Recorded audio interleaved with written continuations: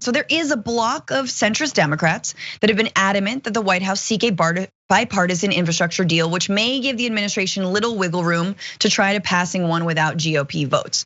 So it's Manchin, it's Sinema. Who knows? Is it Chris Coons? Like, it might be a series of other Democrats. So this is why we can't have nice things, even when there's a majority of Democrats in the Congress. And here's what they're going to try to sell. They're going to come back and say, well, it's not everything that we want.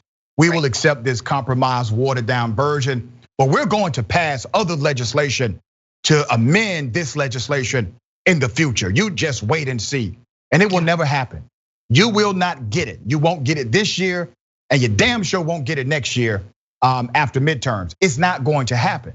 If you're going to get it, you must get it now. And if Joe Biden doesn't lead that way, then shame on him. And at some point, shame on us if we don't call him out on it and hold him accountable to an actual, true, progressive plan for this country.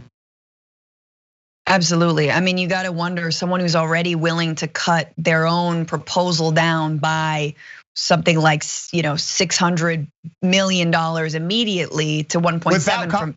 Right. It didn't even happen with somebody pushing back. He just did that part on his own initially. Yeah. Yeah, and the other thing is, Dr. Richey brought up reconciliation, right? Budget reconciliation. Well, of course, remember when the $15 minimum wage tried to be put into the American Rescue Plan, which it was initially in, right?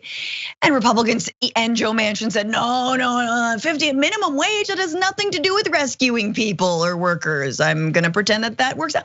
And even the budget parliamentarian, the Senate parliamentarian saying, yeah, no, there's no way we can do that. So, one of the arguments for settling and for doing this bipartisan deal is, well, we can pass the climate stuff and the home care stuff in a budget reconciliation plan, right? Which you don't need or you just need a slim majority and it's filibuster proof, et cetera.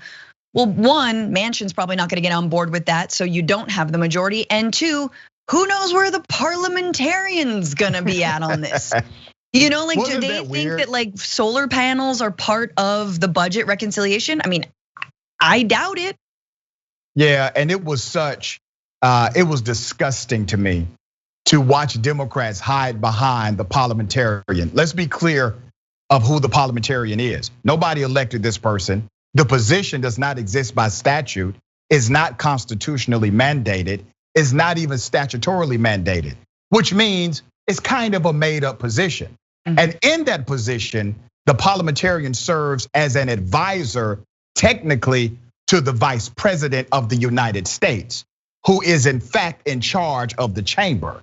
You can ignore the recommendation of the parliamentarian at any time. Everyone who's done a board meeting, they know the parliamentarian advises, but has no executive control whatsoever. And I thought it was laughable that all of a sudden Democrats threw up the parliamentarian and said, oh, the almighty parliamentarian has spoken. You know what that is? That is basically an office rule. That's all it is. Break the office rule, break it. In order to serve the majority of American citizens that voted you in, be on record for breaking an office policy. I can live with that. Yeah, exactly. It's like the idea that you're not supposed to take office supplies from your workplace. Right. Everybody does. It's part of your extended work. Sometimes you need envelopes at home, and that's fine. Okay, yeah, technically you're not supposed to, but that's not stealing. It sounds like you're talking from experience, my friend. Yeah. Let's just say there's a labeler that I may have appropriated. One or two. One or two things. So yeah, obviously Biden says that he's committed to climate change, stopping climate change.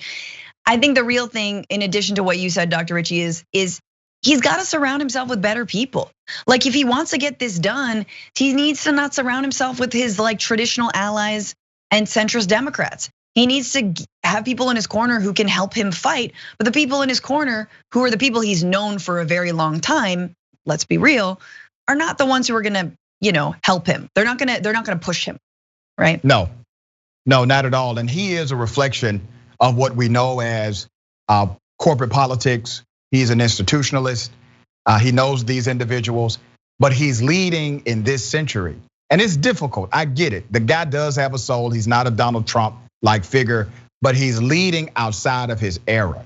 And he doesn't get it, he doesn't connect to it. He doesn't understand the trajectory of this country in the sense that many of us do today. And I'm hoping at some point in the very near future, we don't have a lot of time for him to catch up, but in the very near future, I hope it clicks for him like never before. Absolutely. Ooh, I'm gonna light some candles for that very thing.